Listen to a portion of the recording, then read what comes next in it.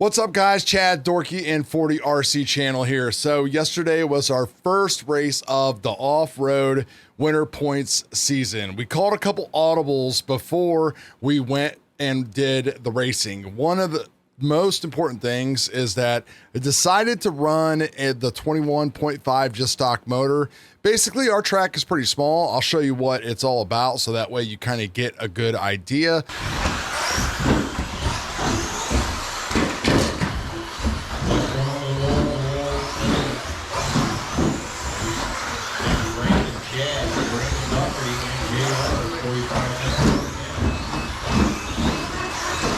And doing that, I also swapped back in the R1 Works 3-gear transmission, so that way we can get a little bit more punchy and a little bit more lighter weight. Pretty much wanted to say that I am running the -4 chassis on here, and it fit very well, except the R1 Works D block that I had, there's a little bit of a cutout and a notch, and the notch wasn't actually big enough to kind of go on here for some reason. So I ended up switching to the associated D block, and everything fit together just fine. So we started the day out pretty good. We had a little bit of an accident in one of our qual.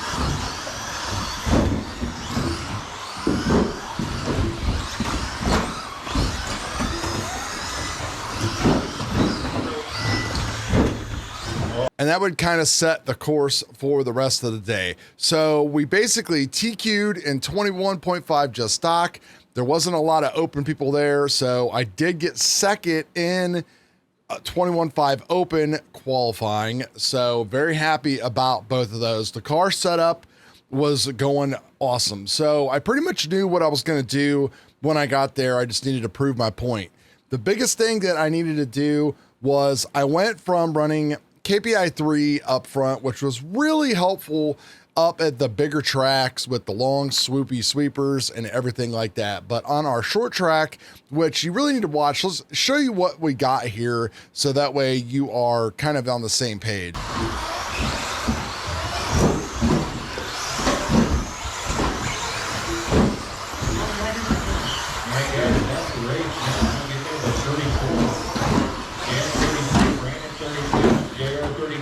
I think it's important that you see what other people's race on, so that way you can see if the setup that they're running would work on something that you are driving on. Now, what I ended up doing was going with, I got the adjustable KPI set here from R1 Works. I went to KPI 0. So basically no kingpin inclination at all good. And that really worked when it came to getting the in-corner steering and stuff that I wanted to do. Now, all the changes that we made that were covered in the whole list of everything here. I'll put a link up here to the playlist if you want to see all of the stuff that I have done, so that way you can get a good information set on where we are. Where I plan on going next is throughout the race, I noticed that the car would still catch in certain spots.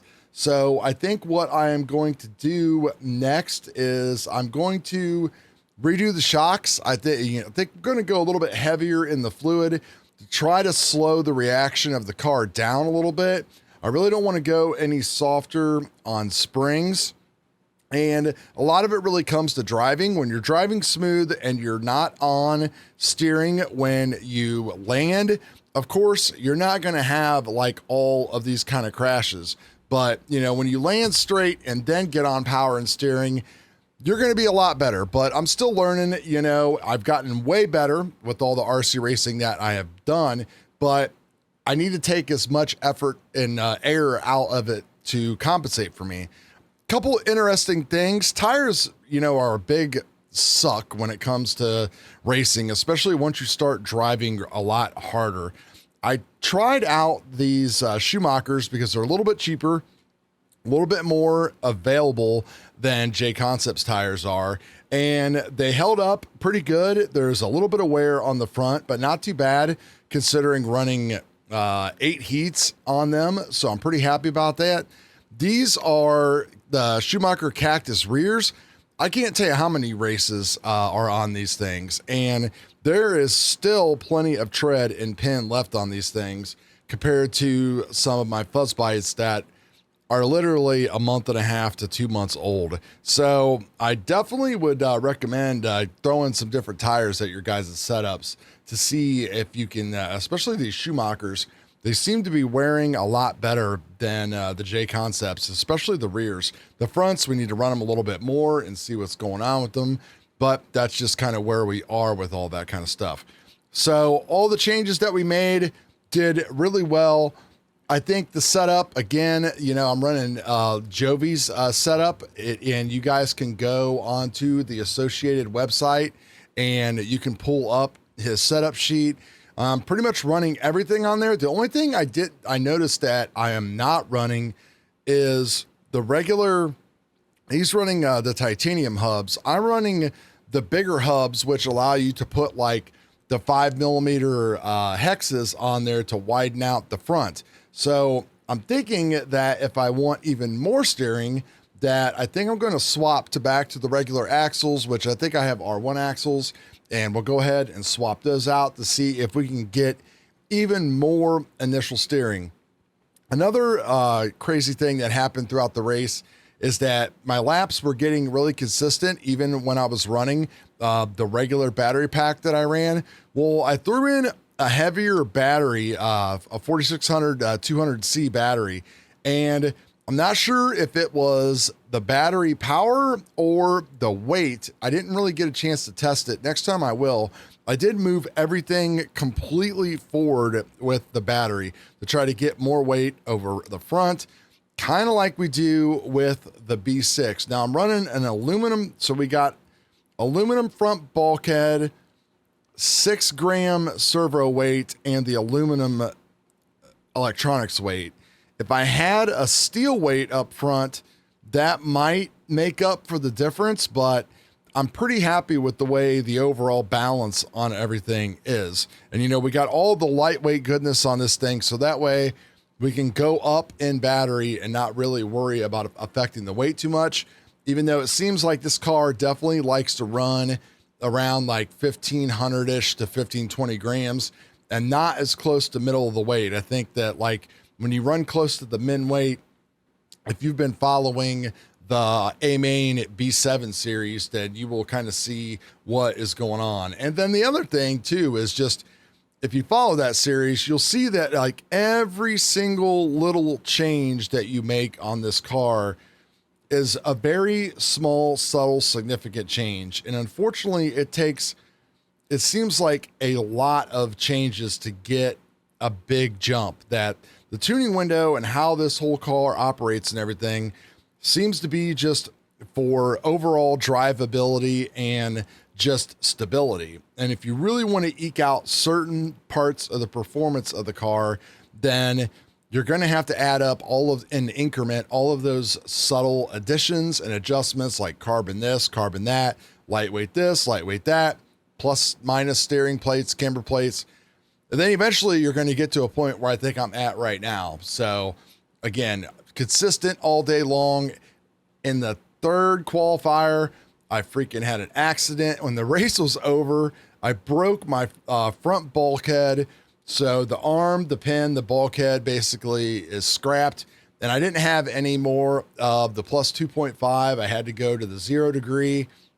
I probably could have changed the caster amount inside of the wheel and maybe got about the same effect, but being more in tune with driving and what was working and how my lines were going, I was not able to perform as well in the mains, just because the car just didn't feel right. I wasn't able to kind of like square up in certain places. So it's crazy how just that one change really did just kind of like throw everything off. Maybe there's some placebo in there or something, but the way that I watched the video back and the lines where I would typically go, I just couldn't hit those lines anymore. And you know, the steering just did not come as predictable as it was throughout the entire day. So we're going to go through and check out one of my better races here so you can just see overall how the car performed, and we'll talk about it while we're watching the race. So I think the biggest thing all day was just having a good, consistent setup here as the bell now tones and we get started here. So this should be my second heat of 21.5 just stock. And you can see that I've got plenty of power and not enough power to like get myself into trouble. But again, you know, I was able to run with 21.5 open and be just fine. You saw how the car kind of caught right there at the end. I would basically chalk that up to me again, like cutting that corner a little too sharp and having the steering wheel cocked there at the corner. So plenty of turn in, you know, able to just kind of point and shoot and roll with it. I was able to roll pretty much on full power the entire time around that big long sweeper. And, you know, I had to check up right here, right before the step up and hopefully come over that good. Probably could have came over the little thing in front of the driver's stand a little bit better to try to land that tabletop and gain a little bit of speed. But I just kind of rolled through it all day just so that way I could set myself up for an aggressive turn in to the right and then back to the left around the disc right there. And then I would aim right here. And sometimes, you know, you could gain if a tenth, if not more, if you come up and you came at this right at an angle and just shot over that, you know, my car would do it whenever I was really thinking about it and setting up for it. And it definitely was good, but it did turn into like a high risk, high reward type of scenario because again, if I didn't land appropriately and I had my hand, you know, the steering wrong or something, then I was, you know, at risk of catching the carpet and flipping and rolling right there. So, but you could just see that the car just goes really good and the driving was really good. I felt just super comfortable with everything. I think I was running like 7230 at this point. I started with like a 29 tooth on there, and some of you guys might think that's a little bit low, but you know, I gear for where I like to roll in the trigger feel that I want out of everything. I don't want to be constantly like going from full to off and this and that and everything else. So I kind of like to just have it set up to be a little bit punchier yet deader. It's kind of hard to explain when you kind of gear down like that, but it seems to work well for me and work well for the track. So you see how I cut the corner there. That's about as sharp as probably I would want to do it all day. And cutting the step off right there, you know, visibility at our track is definitely an issue, you know, like that pole and of course the Marshall standing right there doesn't help much when you're trying to hit that. Even though you want to kind of hit this setup, this step up, like kind of right there in the middle. So that way you'll make a good turn. But then, you know, you're staring down the wall right here. If you blow past that corner and, you know, then usually somebody might be ducking their head out a little bit and, you know, you have no visibility down there directly to the left. All in all, though, the whole day was great. I'm really bummed that I qualified so well and wasn't able to like close the gap. I did end up taking second in 21.5 open, which is great. Got a TQ point for just stock buggy, but you know, not making the podium after TQing is a pretty big letdown, but you know, that's just kind of the way things go. And we got more off-road coming up in a couple weeks, oval and on-road coming up this week. Man, it's a lot to keep up with. Something might have to give someday. We'll see what happens, but right now we're just going to keep on racing everything out. So appreciate each and every one of you guys. Peace.